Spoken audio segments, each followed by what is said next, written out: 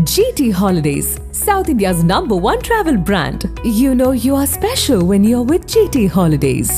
ஒரு தவறு நடக்குதுன்னா அந்த தவறுக்கு நடவடிக்கை எடுக்குது சார் அரசாங்கம். உங்களை மாதிரி கை கட்டி வேடிக்கை பார்க்கலன்னு நாங்கள் சொல்கிறோம். நீங்கள் திரும்ப இந்த சம்பவத்தையும் ஒரு தனி மனித தவறையும் ஒரு அரசாங்கத்துடைய தவறை எப்படி ஒப்பிட்டு பேசுறீங்க? எங்களுடைய கேள்வி என்னன்னா, உயர்கல்வியில நம்பர் 1 மாநிலம் தமிழ்நாடு, பெண் கல்வியில நம்பர் 1 மாநிலம் தமிழ்நாடு, பெண்கள் அதிகப்படியான வேலைக்கு போற மாநிலம் தமிழ்நாடு, இன்னைக்கு 10 லட்சம் கோடிக்கு மேல அந்நிய முதலீடு ஈர்த்திருக்க மாநிலம் தமிழ்நாடு, 35 லட்சம் பேருக்கு மேல வேலை வாய்ப்பு இருக்கிற மாநிலம் தமிழ்நாடு, தேசிய பாதுகாப்புல நம்பர் 1 மாநிலம் தமிழ்நாடு. எல்லா தரவுகள் அடிப்படையில் நாங்க பேசுறோம். நீங்க எந்த தரவுகளும் எல்லாம் பேசுறீங்களா?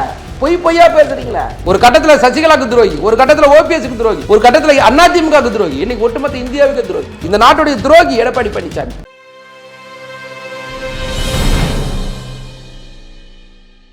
நக்கீரன் நேயர்களுக்கு வணக்கம். இன்று நம்முடன் கருத்துக்களை பகிர்ந்து இணைந்திருக்கிறார் திமுக செய்தி தொடர்பாளர் மதிவாணன் அவர்கள். வணக்கம் சார். வணக்கம். தமிழ்நாடு முழுவதும் சுற்றுப்பயணத்தில் இருக்கிறார் முதலமைச்சர். திமுக திராவிட மாடல் ஆட்சி வந்ததுக்கப்புறம் செய்த சாதனைகளை சொல்கிறாரு. ஏற்கனவே அறிவிக்கப்பட்ட திட்டங்களை தொடங்கி வைக்கிறாரு, புதிய திட்டங்களுக்கு அடிக்கல் நாட்டுறாரு, சாதனைகள்லாம் சொல்லிட்டு வர்றாரு. அது ஒரு பக்கம். கள்ளக்குறிச்சியில் சவால்லாம் விட்டார் எடப்பாடி பழனிசாமிக்கு. இதே போல் 10 வருஷம் ஆட்சியில் நீங்கள் என்ன செஞ்சீங்க, திராவிட மாடல் என்னெல்லாம் செஞ்சுது, இதில் 5% நீங்கள் செஞ்சுருப்பீங்களா அப்படின்லாம். இப்போ நேற்றுக்கு மகளிர் மாநாட்டிலையும் பெண்களுக்கு நாங்கள் என்ன செஞ்சுருக்கிறோம் அப்படிங்கிறதெல்லாம் சொன்னார். ஆனால் எடப்பாடி பழனிசாமி நான் தயார் அப்படிங்கிறார் சவாலுக்கு.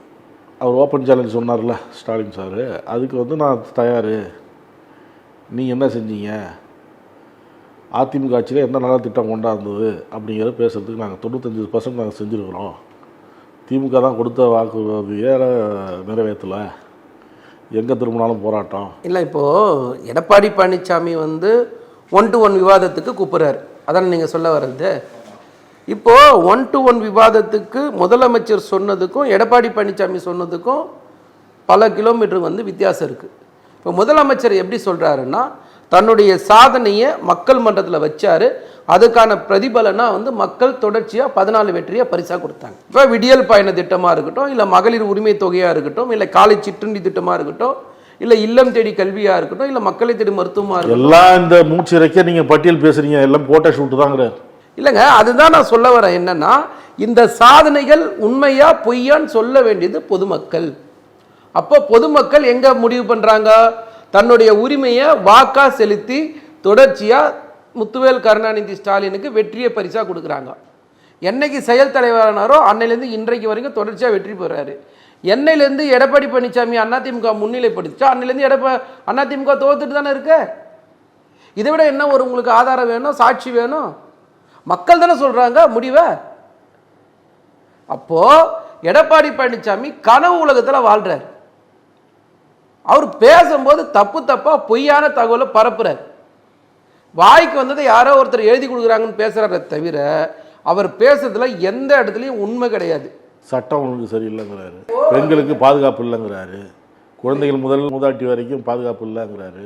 இப்போ பாதுகாப்பு இல்லை, பாதுகாப்பு இருக்கு அப்படின்றத யார் சொல்லணும்? தேசிய குற்ற ஆவண காப்பகம் சொல்லணும். இந்தியாவிலேயே பாதுகாப்பான மாநிலம் தமிழ்நாடுன்னு சொல்லிட்டு என்சிஆர்பி டேட்டா சொல்லுது, நாங்க சொல்லல. அது ஒன்றிய அரசோட தரவு. எடப்பாடி பழனிசாமி மட்டுமா சொல்றாரு? நேற்று நடந்த திருத்தணியில் இளைஞர்கள் சேர்ந்து ஒருத்தரை வெட்டி இருக்கிறாங்கல்ல, அதை எதிர்கட்சிகள் தலைவர்கள் எல்லாருமே எல்லாம் கண்டிக்கிறாங்க. தமிழ்நாட்டில் சட்டம் ஒழுங்கு சரியில்லைன்னு பாஜக மாநில தலைவர் நயினார், நாம் தமிழர் சீமானு, பாமக, அதிமுக எல்லாரும் தானே சொல்றாங்க. தனி மனித தவறோ ஒரு அரசாங்கத்தோட தவறோ நீங்க பிரிச்சு முதல்ல பார்க்கணும். அம்மையார் ஜெயலலிதா மகாமக குளத்தில் போய் புனித நீராடுறன்னு சொல்லிட்டு 40 பேரை சாவடிச்சாங்கல்ல, அது மனித தவறா அரசாங்கத்தோட தவறா? ஒரு முதலமைச்சர் வாழ்ந்த இல்லத்தில் கொலை நடக்குது, கொள்ளை நடக்குது, அதன் தொடர்ச்சியா பல மர்ம மரணங்கள் நடக்குது. அது தனி மனித தவறா ஒரு அரசாங்கத்தோட தவறா? தூத்துக்குடி துப்பாக்கி சூட்டில் ஸ்னைப்பர் ஷாட்டுன்னு சொல்லப்படுற பஸ்ஸுக்கு மேலே ஏறி சுட்டது தனி மனித தவறா அரசாங்கத்தோட தவறா? ஒரு அரசாங்கமாக இருந்து அதிமுக எல்லா வகையான சட்டத்துக்கு புறமான செயல்களை செஞ்சு மக்களை கஷ்டப்படுத்தி சட்ட ஒழுங்கை சீர்கெடுத்துனது அதிமுக. இன்னைக்கு ஒரு மூலையில் ஒரு தவறு நடக்குது, தவறு நடந்த அடுத்த நிமிஷமே அரசாங்கம் வேகமாக செயல்படுது, அவங்கள கைது செய்யப்படுது, பொய்யான தகவல்கள் வந்து பரப்பப்படுதுன்னு சொல்லிட்டு உடனடியாக காவல்துறை உயர் அதிகாரிகள் ப்ரெஸ் மீட் வைக்கிறாங்க. இது மாதிரி அதிமுகவோட ஆட்சியில் எத்தனை ப்ரெஸ் மீட் வந்தது காவல்துறை சார்பா? நாங்கள் சொல்கிற விஷயம் என்னன்னா, தனி மனித தவறையும் நீங்கள் ஒரு அரசாங்க தவறையும் ஒப்பிட்டு பேசவே கூடாது. அதுவே முட்டாள்தனமான ஒரு வார்த்தை. இந்த சட்டம் இப்போ இந்த எடப்பாடி பழனிசாமி சமீபமாக நடக்கிற இந்த பிரச்சனைக்கு காரணம்லாம் போதைப் பொருள் நடமாட்டம் அதிகமாக இருக்கு அப்படிங்கிறத எதிர்கட்சி தலைவர்கள் எல்லாருமே ஒட்டுமொத்தமாக எல்லாரும் பேசாதீங்க சார். தயவு செஞ்சு நீங்கள் ஒரு விஷயம் உணரணும். எடப்பாடி பழனிசாமி வந்து இங்கே தப்பு நடக்குது, அங்கே தப்பு, பொதுவாக பேசாதேன்ற. இந்த மாவட்டத்தில் இந்த ஏரியாவில் இவங்க தப்பு பண்ணுறாங்க குறிப்பிட்டு சொல்ல முடியுமா? நீ குறிப்பிட்டு சொல்லி நாங்கள் நடவடிக்கை எடுக்காமல் இருக்கிறோமா? இன்னைக்கு வெளிப்படையாக இன்னைக்கு வரைக்கும் பேசிட்டு தானே சார் இருக்கோம். நாங்கள் எங்கேயாவது யாருமே வந்து தப்பிச்சு போகலையே. ஒரு தவறு நடக்குதுன்னா அந்த தவறுக்கு நடவடிக்கை எடுக்குது சார் அரசாங்கம். உங்களை மாதிரி கை கட்டி வேடிக்கை பார்க்கலன்னு நாங்கள் சொல்கிறோம். நீங்கள் திரும்ப திரும்ப இந்த சம்பவத்தையும் ஒரு தனி மனித தவறையும் ஒரு அரசாங்கத்துடைய தவறையும் எப்படி ஒப்பிட்டு பேசுறீங்க? இளைஞர்களின் எதிர்காலம் சீரழிஞ்சு வருது தமிழ்நாட்டில் போதைப் பொருளால். விஜய் சொல்கிறாரு, தமிழகத்தில் இளைஞர்களை நல்வழி பாதையில் கொண்டு செல்லும் நல்ல திட்டங்கள் கிடையாது. இளைஞர்கள் நல்ல முறையில் கல்வி கற்கேற்ற சூழல் தமிழகத்தில் இல்லை. தகுதிக்கேற்ற வேலைவாய்ப்புகள் தமிழகத்தில் இல்லை. புத்தாக்கம் இல்லை. புதிய முயற்சிகளுக்கு ஊக்கம் இல்லை. இவை எவற்றையும் ஏற்படுத்தி கொடுக்காமல் யாருக்காக இந்த ஆட்சி நடக்குதுன்னே தெரியல. எஞ்சிருக்கக்கூடிய ஆட்சி காலத்திலாவது போதைப் பொருட்கள் புழக்கத்தை முழுவதுமாக கட்டுப்படுத்த தேவை நடவடிக்கைகளை எடுக்க வேண்டும். கபடநாடக அரசை வலியுறுத்துகிறேன் அப்படிங்கிறாரு. இளைஞர்களுக்கு வழிப்படுத்தக்கூடிய எந்த ஒரு விஷயமே இந்த ஆட்சியில் நடிகர் விஜயை பொறுத்த வரைக்கும் நான் ஒரு விஷயம் நான் கேட்குறேன். இப்போதான் எழுதி கொடுக்குறவங்க வந்தாங்களா? நடிகர் விஜய்க்கு கொடுக்குறாங்க, அவரா பேசுறாரு சார். சம்பவத்துக்கு ஒரு கட்சி தலைவர் அறிக்கை கொடுக்குறாரு. 2 நாளைக்கு முன்னாடி இந்தியாவில் கிறிஸ்துமஸ் கொண்டாடினதுக்காக வீடு புகுந்து தாக்கப்பட்டாங்க. எங்க போயிருந்தார் இந்த விஜய்? திருப்பரங்குன்ற பிரச்சனையில் இதே நடிகர் விஜய் எங்க போயிருந்தாரு? இப்ப என்ன திடீர்னு தூங்கி வந்திருக்காரு? ஜனநாயகனுக்கு மார்க்கெட்டிங் பண்றதுக்காக வந்திருக்காரா?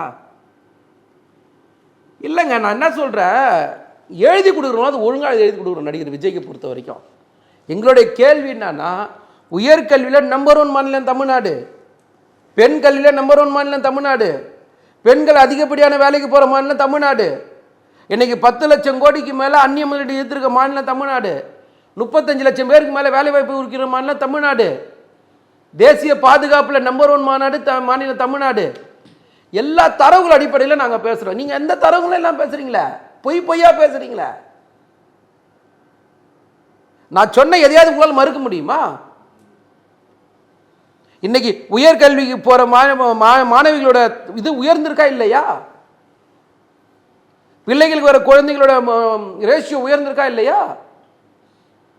தயவு செஞ்சு நடிகர் விஜயா இருக்கட்டும், இல்லை எடப்பாடி பழனிசாமியா இருக்கட்டும், எதிர்கட்சியில் பேசுகிற யாரா இருக்கட்டும், குறைந்தபட்சம் தரவுகள் அடிப்படையில் பேசுகின்ற. நாங்கள் ஆட்சி முடிகிற நேரத்தில் லேப்டாப்பை கொடுத்து நல்ல பேர் வாங்கிறதுக்கு நினைக்கிறாங்கிறார் எடப்பாடி.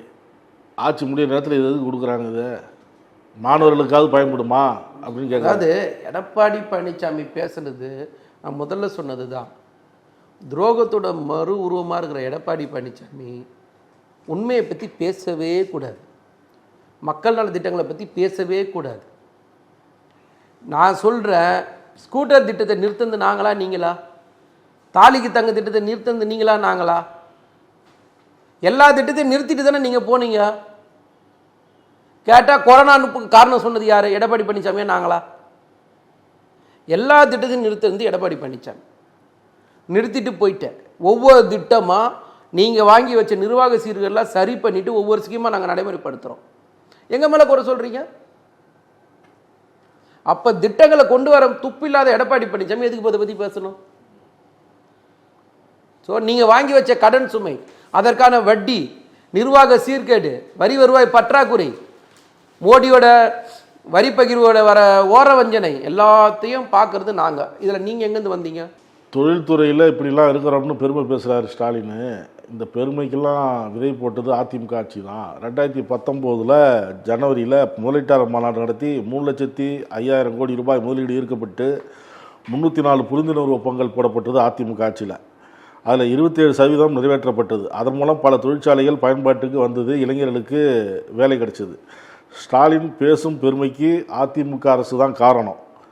நாம் போட்ட விதை, அதாவது அதிமுக அரசு போட்ட விதை தான் செடி முளைத்து மரமாயிடுச்சு, இப்போ பூத்து காயா பழமாக இவர்கள் பறிக்கிறாங்க. அப்படி நீங்கள் சொன்ன எடப்பாடி பழனிசாமி சொன்ன தரவுகள்லையே 3 லட்சம் கோடின்னு சொன்னார்ல, எத்தனை லட்சம் கோடி வந்ததுன்னு சொல்லுங்கள் சேர்த்து. எங்க எடப்பாடி பழனிசாமி வாய திறந்ததில் பொய் பேசுறாருன்ற 27% பேசுறாரு. 27% எங்கேருந்து வந்தது காட்ட சொல்லுங்க. எந்தெந்த கம்பெனி சேர்த்து சொல்லுங்க பாப்பா. சரி, நீங்க தான் என்ன செஞ்சீங்கன்னு வெள்ளரிக்கை கூட சொன்னா அவர் வெள்ளை பேப்பர் எடுத்து காட்டுறாருங்கிறாரு. சட்டமன்றத்தில் இதை பற்றி விவாதம் நடந்திருக்கா இல்லையா, பதில் சொல்லியிருக்குமா இல்லையா? திரும்ப எது சார் சட்டமன்றத்தில் ஒரு கேள்வி கேட்குறீங்க, பதில் சொல்லினா நீங்கள் வெள்ளரிக்கை கேட்கணும். சட்டமன்றத்தில் இதுக்கான பதில் சொல்லப்பட்டது. திரும்ப நீங்கள் பொய்யான தரவை வெளியில் பரப்பணுன்றதுக்காக நீங்கள் பேசுகிறீங்க. நாங்கள் அந்த பொய்யான தகவலுக்கு நாங்கள் எப்படி பதில் சொல்ல முடியும்? சார் எடப்பாடி பழனிசாமி ஒரு துரோகி சார், தமிழ்நாட்டோட நம்பிக்கை துரோகி, தமிழர்களோட நம்பிக்கை துரோகி, சிறுபான்மையோட துரோகி, இந்த நாட்டுடைய துரோகி எடப்பாடி பழனிசாமி. ஒரு கட்டத்தில் சசிகலாவுக்கு துரோகி, ஒரு கட்டத்தில் ஓபிஎஸ்க்கு துரோகி, ஒரு கட்டத்தில் அதிமுகவுக்கு துரோகி, இன்னைக்கு ஒட்டுமொத்த இந்தியாவுக்கு துரோகி. வாய தந்தில் பொய் பேசுறீங்க, உண்மையே கிடையாது உங்களுடைய தரவுகள் எதுலையுமே. 3 லட்சம் கோடி பொய் சொல்றீங்களா? எத்தனை லட்சம் கோடி வந்ததுன்னு சொல்லிட்டு போங்க பாப்போம், உங்களுக்கு தைரியமா இருந்தா. அப்போ எங்களுடைய கேள்வி என்னன்னா, எடப்பாடி பழனிசாமி ஒரு பொய்யர். பொய்யருக்கு நம்ம ஏன் பதில் சொல்லணும்?